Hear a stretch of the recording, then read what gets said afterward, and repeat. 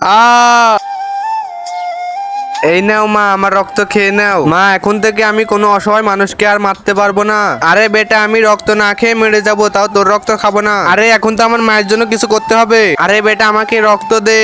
আরে আমার মা তো দেখি অনেক কষ্ট পাচ্ছে, আমাকে কিছু ব্যবস্থা করতে হবে। আমার মায়ের কষ্ট আমি দেখ, আমাকে কিছু একটা করতে হবে। আরে ভাই, তুই আমাদের বাসায় চলে আয়, আজকে দুজন মিলে পার্টি করব।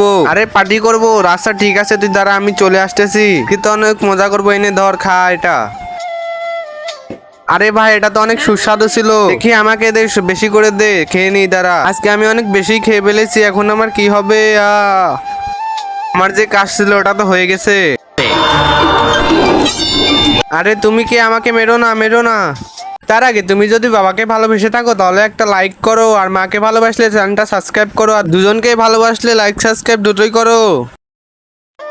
আ আ তারপরে কি হলো সেটা দেখতে চাইলে কমেন্টে পার্ট 2 লেখো।